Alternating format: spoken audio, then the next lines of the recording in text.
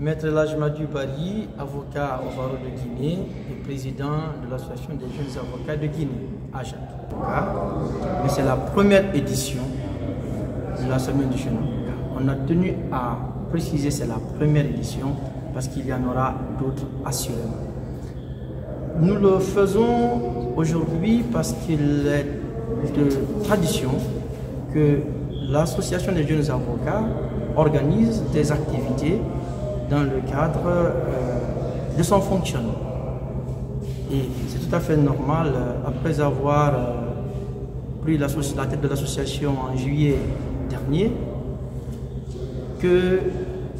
qu'après avoir travaillé à l'international sur comme on appelle, la remise en orbite de l'association, que sur le plan interne, nous travaillons également par la réalisation d'activités allant dans le sens de l'atteinte des objectifs de notre association.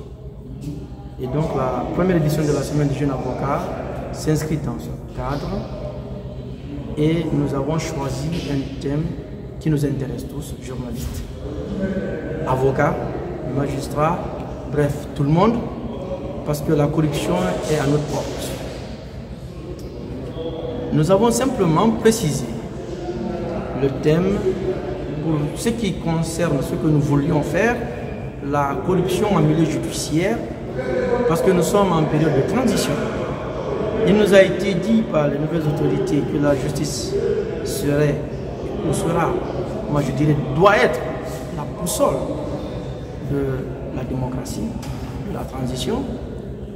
C'est dans ce cadre que nous avons décidé d'identifier un tel thème et surtout, pour la première fois, de réunir tous les professionnels de la famille judiciaire.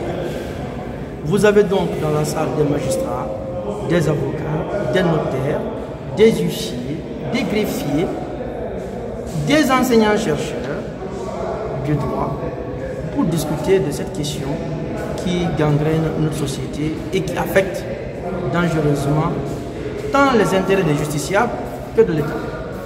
Donc voilà ce que nous avons voulu et ce pourquoi nous avons tenu à organiser cette semaine avant le début des vacances judiciaires.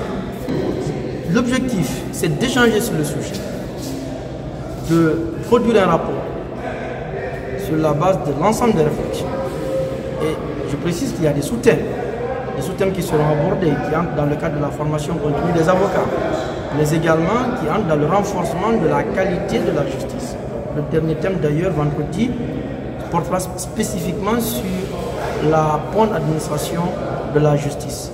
Réflexion en termes de ce qui existe et en termes de perspectives pour améliorer ce qui existe.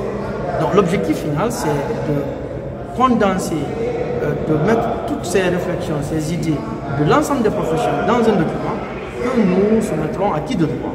Et on espère qu'elles entendront ce que nous ferons, parce qu'il s'agira simplement de réflexions scientifiques dans le cadre du domaine qui est le nôtre.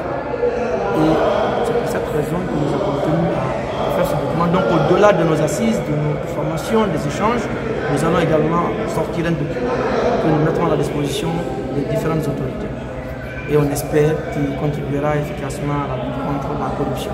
Est-ce qu'on pourra connaître les attentes les plus attendues, les attentes, vos attentes? Les attentes, c'est que nous changions, vous et moi, que nous luttions tous contre la corruption.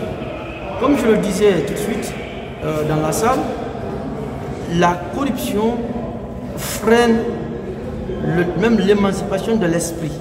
Parce que lorsqu'on va dans le cadre de la corruption, on ne réfléchit plus. On a opté pour la facilité. Lorsque nous sommes dans le cadre de la corruption, on entretient l'injustice. Lorsque nous questionnons la corruption, nous entretenons les illégalités. Lorsque nous cautionnons la corruption, nous entretenons, comme je le dis, la lenteur administrative, des dossiers qui devraient être vidés ne sont jamais vidés, des affaires qui devaient être clôturées ne le sont jamais, et malheureusement, le temps n'est en personne. Tous les jours, on s'attend à notre mort, et vous savez très bien, vous et moi, comment vivent nos familles, dans l'ensemble.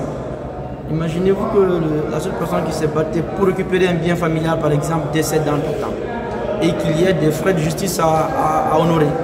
qui, conséquence, ils renoncent à leur droit, alors que c'est leur droit. Il ne faudrait donc pas cautionner que l'injustice s'installe par le fait de la corruption. Autrement dit, la corruption, c'est les pots de vin. Le plus riche gagne toujours. Celui qui n'est pas riche, qui n'a pas les moyens, ne gagne rien. Il va toujours perdre. Ceci n'est pas le bon exemple dans un État qui se veut être État de droit. Voici pourquoi nous sommes foncièrement contre la corruption et nous entendons œuvrer avec les systèmes déjà existants à travailler pour continuer à lutter contre cette corruption.